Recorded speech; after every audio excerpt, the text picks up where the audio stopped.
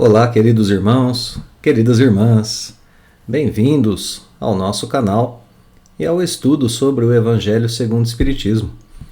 Roguemos a Jesus que Ele permaneça conosco, nos abençoando em nossos estudos, também em nossos esforços para praticar aquilo que aprendemos em o Evangelho segundo o Espiritismo. Então nós continuamos agora a estudar o capítulo 19 do Evangelho.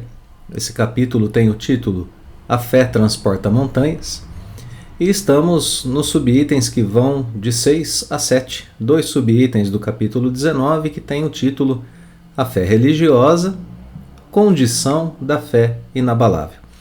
Então, dentro desses subitens, nós temos 5 parágrafos que trazem a explicação de Kardec a respeito da fé religiosa e a condição que é necessária para que tenhamos uma fé inabalável. Em resumo, nós podemos dizer que nesse item nós temos a definição da fé religiosa, o que é a fé religiosa. Temos também a apresentação dos problemas principais que fazem com que as pessoas não consigam desenvolvê-la. E claro, a solução para essas circunstâncias, né? Quando a pessoa não consegue desenvolver a fé, o texto vai mostrando aqui para a gente os meios para que a gente possa encontrar o desenvolvimento da fé que todos nós precisamos. Bom, esse ensinamento coloca a fé religiosa sólida ao alcance de todos. Não qualquer fé religiosa, mas a fé religiosa sólida.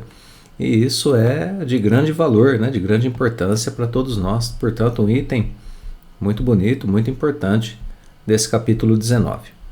Bom, vamos pensar um pouquinho agora naquele aspecto de continuidade que é muito importante para a obra e também nesse capítulo, porque aqui vai ficar evidente agora algo excepcional a respeito da fé, a respeito do ensino que a doutrina espírita nos traz sobre a fé. Bom, lembremos, no item anterior nós estudamos as primeiras características da fé. Que características eram essas, né? Confiança em nós mesmos, confiança em si mesmo, né? Confiança na realização de objetivos e confiança em Deus acima de todas as coisas. Vimos também os resultados dessa fé que nasce como confiança ali no item O Poder da Fé. Bom, agora nós vamos estudar um novo âmbito de ação da fé. É o âmbito da nossa relação com Deus. Se ali ela nascia, né, como confiança em nós, na realização de objetivos, mesmo em confiança em Deus, né? Sim, já num patamar de crescimento da fé. Agora a gente vai estudar esse âmbito direto, ou seja, o âmbito religioso da fé, que agora, além da confiança, é crença. Agora a fé também é acreditar em verdades espirituais.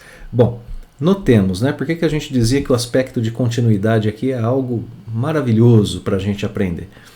Porque num primeiro momento, fé era confiança. Ela tinha assim a definição de fé tinha uma parceria muito forte com a palavra confiança. Agora soma-se a confiança à questão da crença, porque agora Kardec vai falar mais diretamente de fé religiosa e da condição que é necessária para que essa fé seja inabalável. Então vejamos, o que a gente tem aqui no capítulo é um crescimento do nosso entendimento sobre a fé, sobre o que ela é e como conquistá-la, tanto para um âmbito pessoal, e então ela passa a crescer. Soma-se a confiança agora à crença, no sentido religioso, e a nossa fé vai ficando cada vez mais completa, mais poderosa, mais forte, né? Aquela fé que de fato transporta montanhas, como disse Jesus, a fé que causa aqueles fenômenos que nós vimos no último parágrafo do item anterior. Então aqui a ideia de continuidade fala muito sobre o que é a fé. É algo que precisa ser construído e compreendido. Vamos ao capítulo então, né? Vamos ao item, melhor dizendo. A fé transporta montanhas, capítulo 19, aqui em cima, né? A fé religiosa, condição da fé inabalável. Então vamos lá. Subitem 6, com um parágrafo só. Do ponto de vista religioso, a fé consiste na crença em dogmas especiais que constituem as diferentes religiões. Todas elas têm seus artigos de fé. Sob esse aspecto, a fé pode ser raciocinada ou cega. Nada examinando, a fé cega aceita sem verificação, assim o verdadeiro como o falso, e a cada passo se choca com a evidência e a razão. Levada ao excesso, produz o fanatismo. Assentando no erro, cedo ou tarde desmorona. Somente a fé que se baseia na verdade garante o futuro, porque nada tem a temer do progresso das luzes, dado que o que é verdadeiro na obscuridade também o é à luz meridiana. Cada religião pretende ter a posse exclusiva da verdade. Preconizar alguém a fé cega sobre um ponto de crença é confessar-se impotente para demonstrar que está com a razão.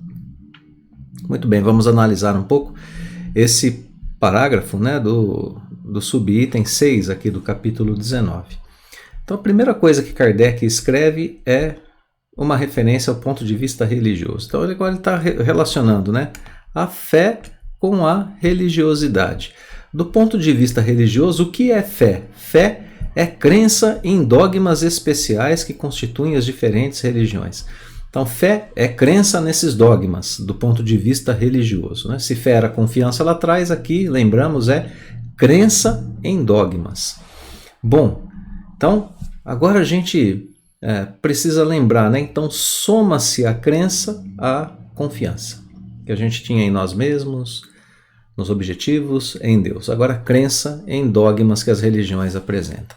Bom, todas as religiões têm os seus dogmas. Essa palavra dogmas aqui é uma palavra que precisa ser bem entendida quando a gente estuda a doutrina espírita. Kardec está dizendo, todas as religiões têm dogmas. Todas elas têm seus artigos de fé. Isso é que são os dogmas no senso comum, né? No senso comum, o dogma é o ponto fundamental de uma religião ou de uma doutrina religiosa que é certo e indiscutível. Não pode ser questionado, ele é verdadeiro, não cabe questionamento sobre aquele dogma. A gente pode lembrar de diversos dogmas em diversas religiões. E normalmente o dogma nessas religiões não é mesmo explicado. Uma frase muito comum é o mistério da fé, eis o mistério da fé. Porque não tem explicação o dogma, aquele ponto fundamental, né? Então, o dogma pode ser também entendido, um ponto fundamental é um princípio de uma religião. Assim como nós temos aqui na doutrina espírita, por exemplo, a reencarnação. É um princípio fundamental da doutrina. Se nós retirarmos a reencarnação, né, o princípio da reencarnação da doutrina espírita, nós deixamos de ter a doutrina espírita. Ela deixa de ser espiritismo. Por que é assim? Bom, a gente já chega nisso daqui a pouquinho. Mas vamos entender então que crença em dogmas é fé religiosa. E todas as religiões têm. Bom, sendo assim, a fé só pode ser de dois tipos, explica Kardec. Ela pode ser ou raciocinada, ou ela pode ser cega. Então, só esses dois tipos de fé existem com relação aos dogmas. Cada uma delas explicada por Kardec. A fé cega não examina nada, ela nada examina, ela não verifica e assim aceita aquilo que é verdadeiro ou aquilo que é falso. E a cada passo, portanto, se choca com a evidência e a razão. Basta a gente lembrar de Galileu Galilei, né? Por exemplo, um caso assim muito, muito lembrado por nós, né? Galileu, com a ciência, mostra que a Terra girava em torno do Sol, não era o centro do universo. Com lunetas, mostra os astros e assim por diante. Bom, a religião medieval dizia que não, que a Terra era o centro do universo. Então aqui é a fé se chocando com a evidência e com a razão. As duas ficam incompatíveis. Bom, então aí a pessoa que se depara com isso, né? Se ela tiver que sustentar sua fé, ela será fanática. Ela será fanática porque ela precisa sustentar aquilo que a fé diz sobre o mundo, sobre sua vida, seu relacionamento com as coisas, com Deus, mesmo que a ciência e a razão digam o contrário. Então isso gera fanatismo. E mais cedo ou mais tarde esse tipo de fé desmorona. É claro, ela não se sustenta racionalmente para a pessoa. Então aqui, né, o que caracteriza a fé cega e o que acontece com ela, né? Ela desmorona. Somente a fé que se baseia na verdade garante o futuro. Porque nada tem a temer do progresso das luzes. Progresso das luzes é justamente o progresso, né, da ciência, da inteligência humana, que vai sendo adequada a aquilo que a fé ensina. Então, ao passo em que a fé cega se choca com a razão e produz fanatismo e não se sustenta, porque justamente é contrária à razão, e sendo assim, em algum momento a pessoa vai deixar de crer. O outro tipo de fé, a fé raciocinada, tem uma relação íntima com a verdade. As duas andam juntas, de mãos dadas, né? E garante o futuro justamente por ser sólida, está ali de mãos dadas com a razão. Não teme o progresso da inteligência, da ciência. O verdadeiro é verdadeiro sempre. Então aqui vamos lembrar agora qual que é a diferença entre um dogma, né, para as religiões em geral, aquele princípio, né, aquele princípio que constitui a especialidade da religião, sua característica, etc., para o Espiritismo. Quando o Espiritismo apresenta o dogma da reencarnação, ele não apresenta apenas como algo que não deve ser questionado, né? Como uma verdade que não pode ser questionada e etc. Não é uma fé cega. Por que nós temos a reencarnação? Por que é assim, né? Perguntávamos há pouco. Porque a reencarnação explica as diferenças, por exemplo, entre as pessoas que estão agora encarnadas na Terra. Encarna-se ou na miséria ou na riqueza, ou com saúde ou doente, e assim por diante. E diz a lei da reencarnação que nós vivemos nessa vida os reflexos daquilo que nós fomos em vidas anteriores e passamos por provas, expiações ou missões. Bom, cada um vai identificar se o âmbito no qual está vivendo equivale a uma dessas três circunstâncias: prova, expiação ou missão, e tentar se desenvolver o melhor possível ali. Bom, isso explica, né, aquilo que diante do mundo é uma aparente injustiça. A gente olha e fala, poxa vida, mas criancinha acabou de nascer, essa tão bem e aquela tão mal, diante de nossos olhos, né? Bom, isso agora está em plena comunhão com a justiça de Deus, porque é apenas o reflexo de uma vida do Espírito. Então agora a gente entende por que isso acontece. Porque da mesma forma como nessa encarnação a gente é previdente e a gente tem uma segurança para o futuro por sermos previdentes, pode acontecer que nós não sejamos previdentes, sejamos pródigos, né? Assim como o filho pródigo, gastemos tudo de uma vez sem termos controle algum. Estou falando de bens materiais e espirituais, né? Para a gente pensar, refletir em como a gente deve usar. E no futuro, se a gente for pródigo, a gente está numa situação difícil de aquisições, principalmente materiais, né? Nos orienta o Evangelho a sermos pródigos, né, de amor, gastarmos amor assim o quanto pudermos, porque ele retorna para nós. Bom, enfim, fechando esse parêntese, então a gente tem consequências das nossas escolhas nessa vida e nas vidas futuras. Então, portanto, essa vida aqui traz consequências de vidas passadas, e aqui a reencarnação é um dogma, portanto, um princípio que explica muito para nós e que nos faz, pelo contrário da fé cega, renovar, fortalecer a fé que nós temos em Deus e nos processos da vida. Muito bem, essa frase que Kardec coloca aqui é uma frase muito interessante, né? O que é verdadeiro na obscuridade também o é a luz meridiana. Então, se tiver muito iluminado, é verdadeiro. Se tiver a meia luz, né, luz meridiana, continua sendo verdadeiro. E se tiver na obscuridade, na escuridão, também é verdadeiro. Então, toda vez que se lança luz, né, se lança entendimento sobre alguma coisa, aquilo, se for verdadeiro, continua sendo verdadeiro. É isso que Kardec escreve aqui. E nós pensamos, né, em que momento estamos? No momento de obscuridade, de luz meridiana ou de luz plena, né? Reflitamos um pouco, cada um consigo mesmo.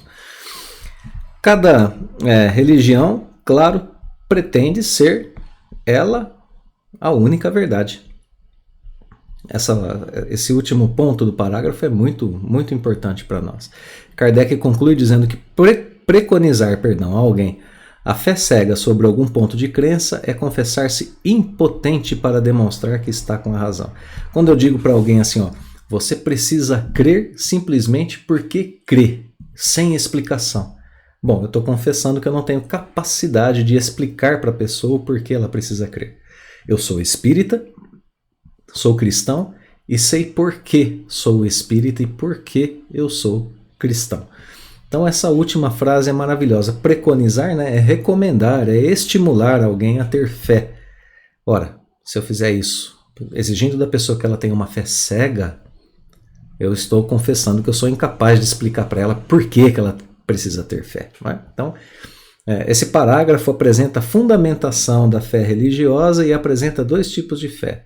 Fé cega e fé raciocinada, privilegiando a fé raciocinada, mostrando que se nós temos algum tipo de dogma dentro da doutrina espírita, algum princípio muito forte, né, que constitui ali a especialidade do corpo doutrinário espírita, ele tem uma função muito importante sobre nossa fé. Nós adiantamos um pouquinho isso para que a gente possa entender o que Kardec está dizendo no parágrafo.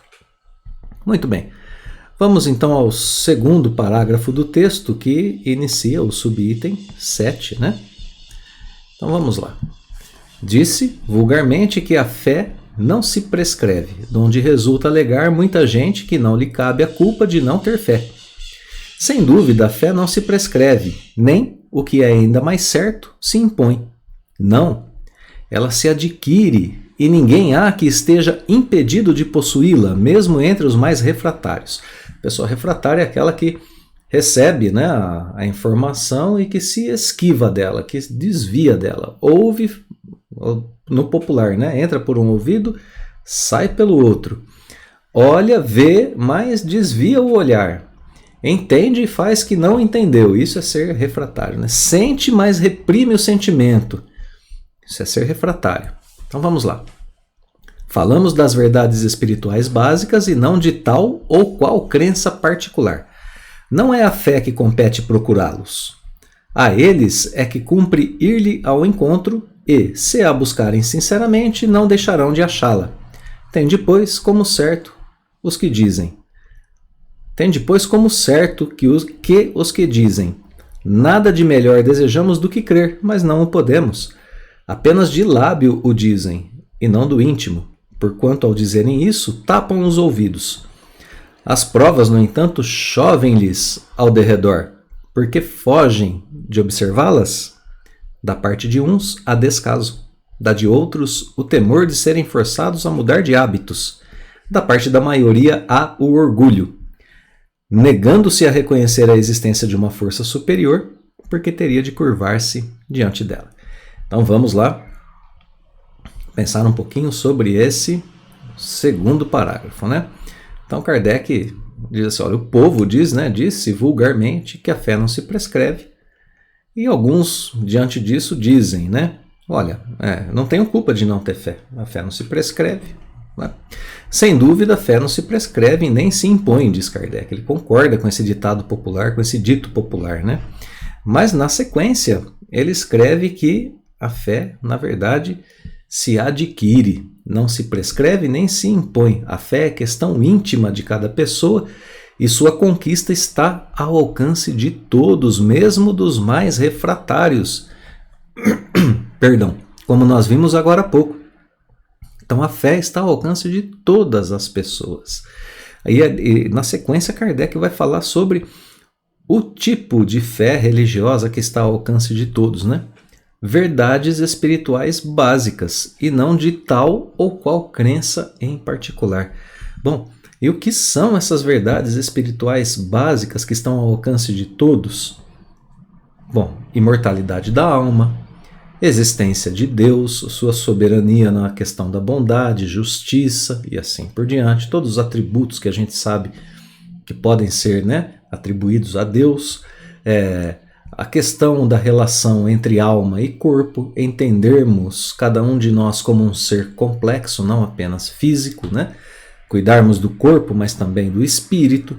Enfim, questões que são verdades espirituais básicas.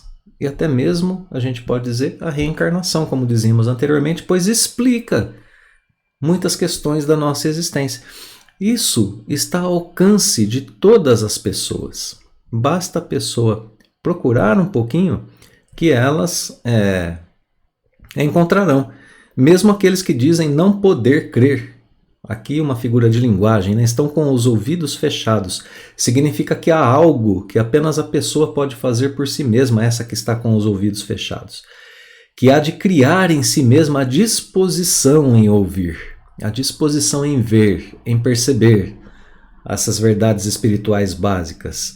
Isso quer dizer que ela deve raciocinar a respeito daquilo que ela estuda, daquilo que ela lê, daquilo que ela assiste numa palestra, numa série, ou daquilo que ela ouve sobre as verdades espirituais básicas. O ouvir aqui é uma figura de linguagem que remete à boa vontade em procurar entender.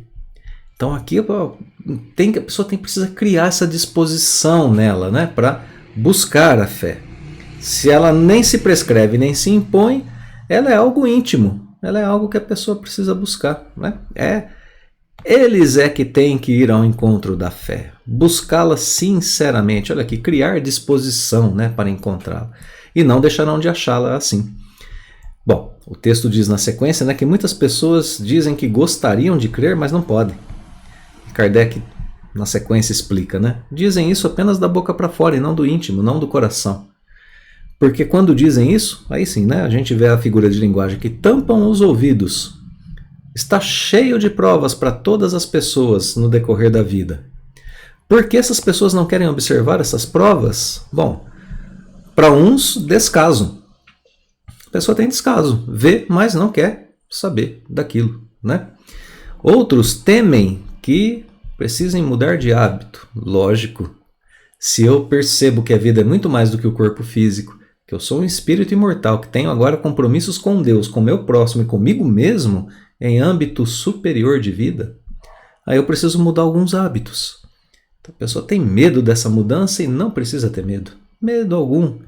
Porque essa mudança de hábitos é benéfica. Jesus dizia, né, comigo, o jugo é leve, o jugo é suave e o fardo é leve. Então, né, muda de hábitos, mas para algo melhor, para algo mais leve, né? Então, não precisa ter medo da mudança. Outros são orgulhosos.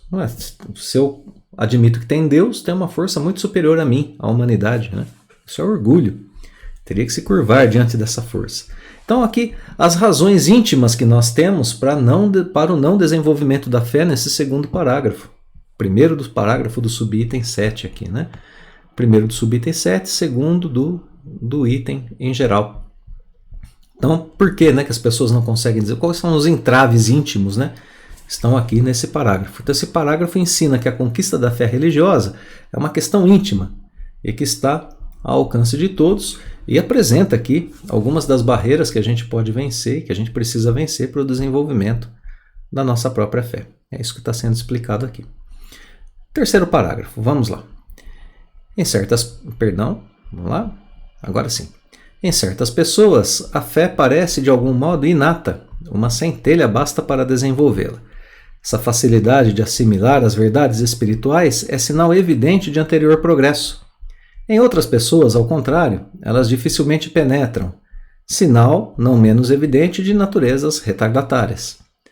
As primeiras já creram e compreenderam, trazem ao renascerem a intuição do que souberam, estão com a educação feita.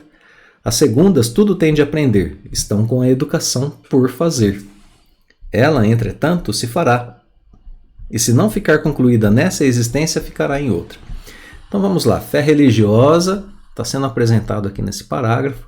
E agora a gente tem uma ideia aqui muito interessante. Para algumas pessoas é muito fácil crer. A gente percebe isso. Por que é assim? Para umas é muito fácil, para outras é muito difícil. Porque nessas em que a fé parece inata, parece que já nasceram com fé, né? É isso que significa essa palavra. Isso é sinal, explica Kardec, de um anterior progresso. De onde que veio esse progresso? De vidas anteriores. Olha aqui o dogma da reencarnação aparecendo, né? Ou o princípio da reencarnação aparecendo, se a gente quiser tratar assim. Quando a pessoa tem uma dificuldade muito grande, é porque ela não fez esse progresso em vidas anteriores. Essa que fez o progresso em vidas anteriores trazem uma intuição do que aprenderam. Fica mais fácil o desenvolvimento da fé. A boa notícia é que para os outros que não fizeram, ainda pode fazer nessa existência, podem fazer, realizar nessa existência, porque haverá também existências futuras, né? Então, nada está perdido, basta começar. Isso tudo é educação. A fé religiosa é uma questão de educação espiritual. Então, os que têm mais facilidade para compreender e assimilar já realizaram essa educação espiritual em vidas passadas. Os outros ainda têm que realizar.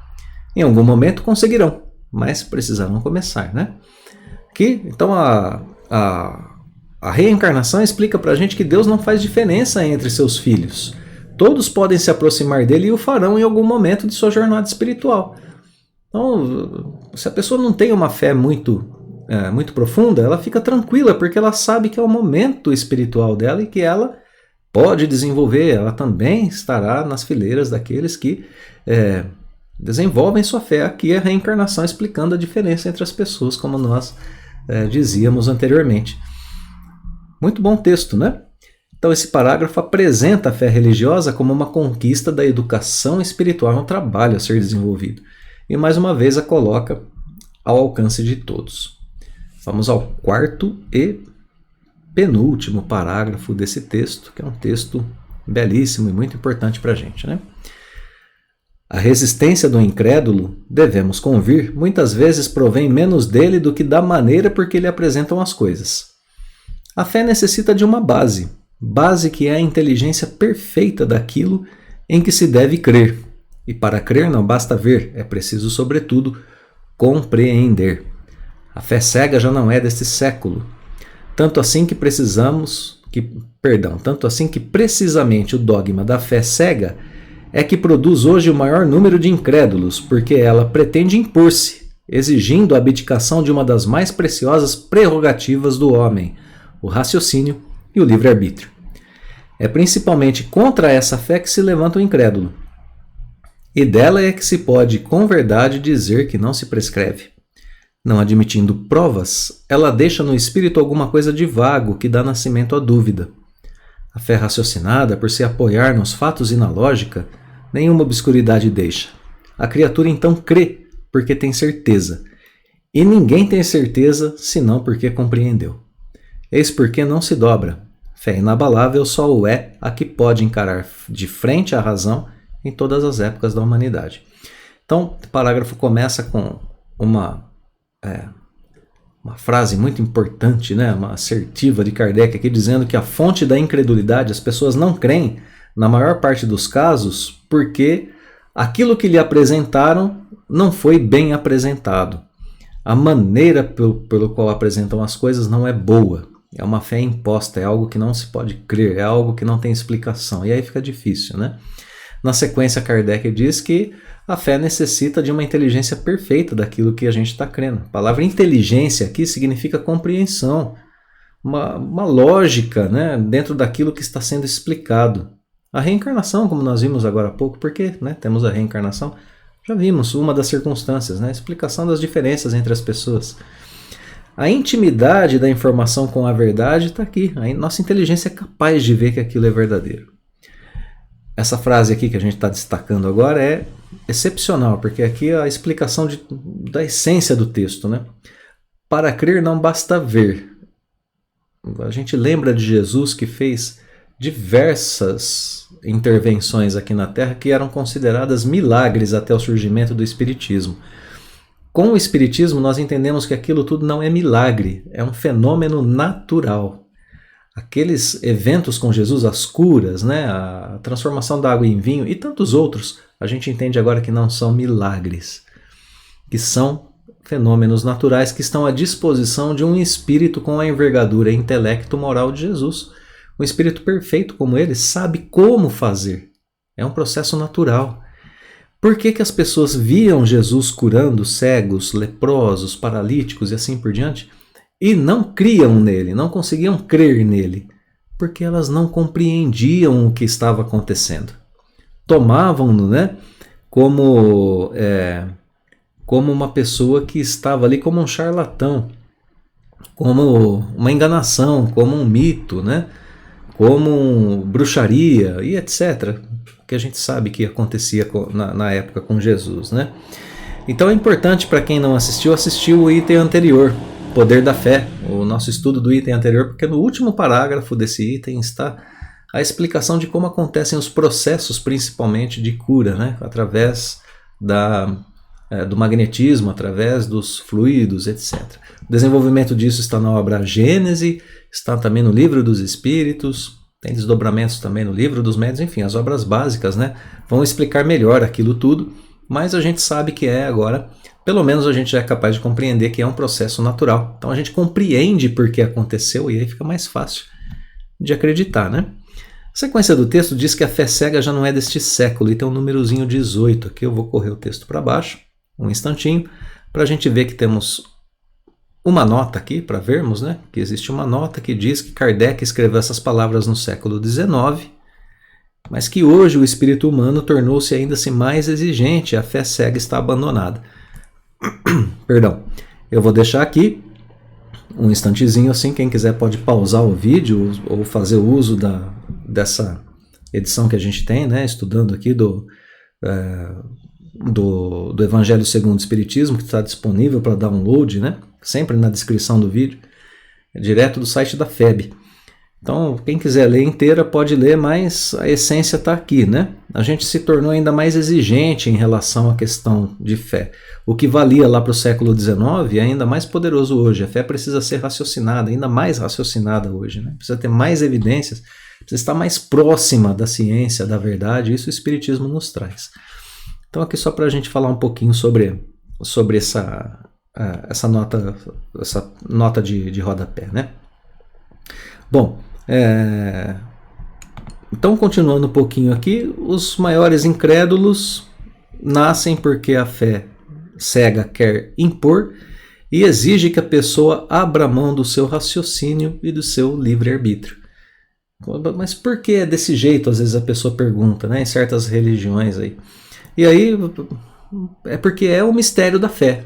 A resposta que ela recebe é essa, não tem explicação. Então não pode raciocinar e não pode escolher, tem que acreditar naquilo cegamente. Então, contra essa fé a pessoa fica incrédula, né? Combate esse tipo de fé e essa não se prescreve, segundo Kardec. É essa que não se prescreve. A fé raciocinada deve ser, sim, prescrita, deve ser ensinada, deve ser espalhada, deve ser, né, divulgada. Quando não tem provas, deixa no espírito a dúvida. Dúvida é justamente o contrário àquilo que precisa ser a fé religiosa. Crença, não é? A gente está vendo que fé religiosa é crença. Então essa fé, se não há provas nem explicações, o espírito fica propenso, né, a ter dúvidas, que são exatamente o contrário àquilo que se almeja no quesito de uma fé religiosa. Crer. Ora, então, não serve, né, para a gente esse tipo de fé. Por fim, mais uma vez, o enaltecimento à fé raciocinada, né? Essa se apoia na lógica, nos fatos, não tem obscuridade. Essa pessoa então crê porque tem certeza. Então, quando ela une a sua fé aos fatos, à lógica, à verdade, quando ela une a sua fé a tudo isso, então ela tem certeza, porque compreende. E assim essa fé não se dobra. E aqui, por fim, a frase que está inclusive na abertura, né, do Evangelho segundo o Espiritismo. Agora entendemos que a frase diz respeito à fé religiosa. Muito importante lembrarmos disso, né?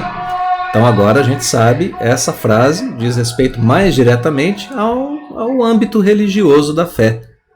Inabalável, a fé religiosa o é quando encara frente a frente a razão, em todas as épocas da humanidade. Esse parágrafo, portanto, explica o motivo da resistência do incrédulo, apresenta a solução para o problema, né? A fé raciocinada, que é também inabalável. Podemos encerrar agora com o nosso último parágrafo. A esse resultado conduz o Espiritismo, pelo que triunfa da incredulidade, sempre que não encontra oposição sistemática interessada.